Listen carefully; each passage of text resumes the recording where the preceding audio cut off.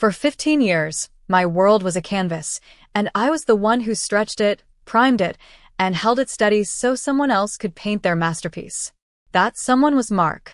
My Mark. I met him when we were just kids with paint-stained fingers and dreams that felt bigger than the tiny town we grew up in. His dream was to own a gallery, a pristine, white-walled space where art wasn't just seen but experienced. My dream, I thought, was him. So, I made his dream my own. I worked 2 jobs, waitressing by day, cleaning offices by night, so he could take unpaid internships. I learned about accounting, about marketing, about how to charm city officials for permits, all the unglamorous things he called distractions. Our tiny apartment wasn't a home, it was a command center for his future. The walls were covered in floor plans, lists of potential artists, and timelines that stretched for years. My life was a series of sacrifices, small and large, offered up on the altar of his ambition. I didn't see them as sacrifices then. I saw them as investments in us. I was the foundation, the silent, unseen support structure holding up the beautiful building he was designing. My routine was a well-oiled machine built around his needs. I'd wake up at 5, make coffee just the way he liked it, lay out his clothes for whatever important meeting he had, and then slip out the door to my own grueling day before he was even fully awake. I'd come home, my feet aching and my back screaming, and cook dinner while he talked about the brilliant new sculptor he'd met or the critic he was trying to woo. I'd listen, offering encouragement, brainstorming ideas, my own exhaustion a distant hum beneath the vibrant symphony of his life. I loved him with a totality that scares me now. It was a blind, all-consuming love, the kind that redefines the very boundaries of your own being. I ended friendships that he found uninspiring. I gave up my own little hobby, photography, because he said it was a distraction from the main goal. My old film camera, a gift from my grandfather, gathered dust in a closet, a forgotten relic of a girl I used to be. The love I dedicated to him wasn't just an emotion, it was my life's work. The day it all changed was the grand opening of Gallery Beaumont, the culmination of our 15 years. My 15 years.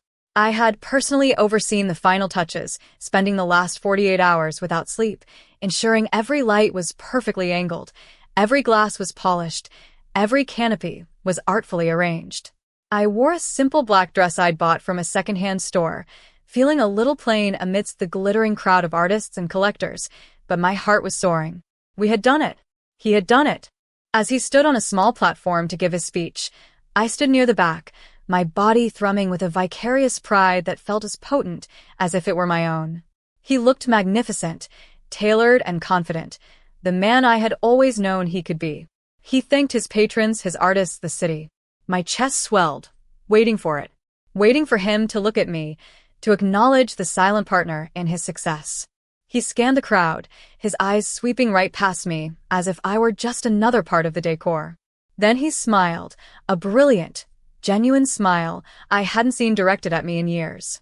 And finally, he said, his voice ringing with emotion, I need to thank the person who is the true curator of my heart, the muse who inspires every decision I make, and the brilliant partner who will be co-directing this gallery with me. My breath caught in my throat. He was finally doing it, giving me the credit, the surprise of a lifetime. A tear of pure joy started to trace a path down my cheek. He extended his hand, not towards me, but towards a tall, elegant woman standing at the front. My fiancée, Isabella. The name hung in the air, a foreign, sharp-edged sound. The crowd erupted in applause. Isabella, a woman whose name I had never even heard, stepped onto the platform and kissed him. It wasn't a polite peck. It was a deep, intimate kiss, the kind you share with someone whose every breath you know. The room started to spin. I could feel hundreds of eyes on me, the whispers starting like the hiss of a gas leak. People knew who I was. I was Mark's assistant, his longtime girlfriend. The pity in their eyes was like a physical blow. I saw one of his artists, a man I'd personally negotiated with for months, shake his head and look away, unable to meet my gaze. The shock was a cold wave pulling me under. My heart wasn't just breaking, it was being meticulously disassembled, piece by painful piece, in front of a live audience. He finally looked at me then, from his pedestal, his arm wrapped around Isabella. There was no remorse in his eyes. There was just dismissal. A faint, almost imperceptible shrug, as if to say, "This is how things are now." In that single glance, our 15 years were erased. My sacrifice was rendered meaningless. I wasn't the foundation. I was just the scaffolding, to be dismantled and discarded once the real structure was complete. I turned and walked out, my legs trembling. I didn't even grab my coat. The cold night air hit my face, but I couldn't feel it. I was numb, a ghost leaving her own funeral. I fumbled in my purse for my wallet to grab a taxi, but my hands were shaking too badly. I dropped my bag, its contents spilling across the grimy sidewalk. Kész, a lipstick, azt mint. But no wallet. I must have left it inside, on the table where I'd been organizing name tags. The thought of going back in there, of facing those looks again, was impossible. I just left it. I walked for hours, the sounds of the city a muffled roar in my ears. My wallet was gone, with my ID, my credit cards, the last $63 I had to my name, and a faded photo of Mark and me from years ago, a picture of two kids with paint-stained fingers who thought they could conquer the world. It was all gone. Everything was gone. In that moment, my chow disappeared. It was the deepest pain I have ever felt. If you have ever been through a great disappointment and understand what it is to have your heart broken, please like this video so I know I am not alone on this journey. The weeks that followed were a blur of gray. The world had lost its color. I had to leave our apartment within days. Mark wasn't cruel enough to throw me out himself. He sent a sterile email via his lawyer. I packed my life into 2 cardboard boxes filled with things that felt like they belonged to a stranger. I stayed on a friend's couch for a while, then another's, quickly wearing out my welcome as my grief became a heavy, inconvenient presence in their lives. I was a ghost haunting the living, a constant reminder of how quickly a life can fall apart. I stopped eating. I stopped sleeping. I just existed. A body without a soul. The shame was a physical weight, pressing down on my chest, making it hard to breathe. Every time I closed my eyes, I was back in that gallery, the sound of their applause a deafening roar. I tried to find a job, but I was a shell of a person. In interviews, I could see the hiring managers looking at me with concern. I had no references that weren't connected to Mark's world. I was a 35-year-old woman with a 15-year gap in her resume that could only be explained as personal assistant to my ex-boyfriend. The humiliation was a constant, bitter taste in my mouth. My savings were gone, poured into the gallery like every other part of me. The $63 in my lost wallet might as well have been $1 million. I sold what little I had of value, a necklace my grandmother had left me, a few first-edition books I'd collected. It wasn't enough. I hit rock bottom on a Tuesday. I was staying in a tiny, rented room in a boarding house, the kind of place where you don't make eye contact with your neighbors. The rent was due, and I had $7 left. I hadn't eaten in 2 days. I sat on the lumpy mattress, staring at the peeling paint on the wall, and I felt a profound and terrifying emptiness. The thought that my life was over wasn't a dramatic cry for help. It felt like a simple statement of fact. I had given everything to one person, and with him gone, there was nothing of me left. I was a hollowed-out vessel. It was in that moment of absolute despair, while rummaging through one of my boxes to see if there was anything left to sell, that my fingers brushed against something hard and metallic. I pulled it out. It was my grandfather's old camera, a heavy, manual Pentax, nestled in its worn leather case. I hadn't thought about it in a decade. A wave of memory washed over me, so potent it made me dizzy. I remembered being a little girl, following him through the woods as he patiently explained aperture and shutter speed. He taught me how to see, really see, not just the tree, but the way the light filtered through its leaves, the texture of the bark, the life teeming in its roots. He used to say, "Photography is the only language that can be understood anywhere in the world." After he passed, I clung to that camera. It was my link to him, my secret passion. Then Mark had come along, and his dreams were so much bigger, so much louder than my quiet little hobby. I had packed it away, and with it, a part of myself. I held the camera in my hands. It felt solid, real, in a world that had become flimsy and unsubstantial. It smelled of old leather and metal, and something that faintly resembled my grandfather's pipe tobacco. On a whim, I lifted it to my eye. There was no film in it, but I looked through the viewfinder anyway. I framed the peeling paint on the wall, the single dusty window, the cracked water glass on the nightstand. Through that little rectangle, the miserable room seemed different. It wasn't just a scene of my failure anymore. It was a composition of light and shadow. It was a story. A sad story, to be sure, but a story nonetheless. Something inside me, a tiny, fragile thing I thought had died, flickered. It wasn't hope, not yet. It was more like curiosity. I wondered if it still worked. I wondered if I could find a roll of film. It was the first "I wonder" I'd had in months that wasn't followed by a wave of pain. It was just a small, quiet question, a tiny faceka of light in an endless dark. That tiny spark, the curiosity about an old camera, became my lifeline. I used my last $7 to buy a single roll of black and white film and get the bus to a part of the city I used to love, a district filled with old architecture and forgotten alleyways. I didn't have a plan. I just wanted to see if I could still feel what my grandfather taught me to feel. For the first hour, I felt nothing. I was just a sad woman with a camera, an imposter.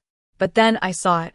An old bicycle, rusted and broken, was chained to a fence, and a determined vine of ivy had wrapped itself around the frame, its green leaves bursting forth from the decaying metal. It was beautiful. Broken, but beautiful. I took a picture. Then another. I started to see things everywhere. A crack in the pavement that looked like a lightning bolt, an old man's hands, wrinkled and wise, as he fed pigeons, a child's laughter reflected in a puddle. I wasn't thinking about Mark, or the gallery, or the money. I was just looking. I was present. For the first time in 15 years, I was fully, completely present in my own life. I spent the last of my money developing that roll of film in a cheap one-hour photo lab. As I pulled the prints from the envelope, my hands trembled again, but this time with anticipation. They weren't perfect. Some were blurry, some were poorly exposed. But some had captured it. That feeling, the story, the broken bicycle, the old man's hands, they told a story of resilience, of life persisting in the face of decay. I pinned them to the wall of my depressing little room, and for the first time, it felt a little bit like mine. I needed to keep going. I started taking on odd jobs, delivering flyers, washing dishes at a diner, anything that would earn me enough money for film and developing. It was exhausting, humbling work, but it had a purpose. Every dollar I earned was a step towards rediscovering myself. I created a simple, free account on a photo-sharing website and started posting my pictures. I didn't expect anything. It was just a place to put them, a digital version of my bedroom wall. I wrote a small caption for each photo, describing the feeling or the story I saw in it. Weeks went by. I continued my routine. Work, shoot, develop, post. And then one day, there was a comment. It was from a woman who said my photo of the rusted bicycle reminded her of her own struggles and her own strength to keep growing. Then there was another and another. People were connecting with my work, with the stories I was trying to tell. My first real victory came from a place I never expected. One of my neighbors in the boarding house, a young single mother named Maria, was always rushing, always tired. I saw her one afternoon in the shared, bleak courtyard, playing with her little boy. She was exhausted, but when she looked at her son, her face was transformed by a love so pure and fierce it took my breath away. I asked if I could take their picture. She was hesitant, embarrassed by their worn clothes and the grim surroundings. I told her I just wanted to capture that look, the love. I took a few shots. The following week, I gave her a small print. When she saw it, she burst into tears. "I've never seen myself look like that," she whispered. "I always just see how tired I am. But here, I look like a good mom. I look strong." She insisted on paying me, pushing $20 into my hand. It felt like a fortune, but it was her words that were the real payment.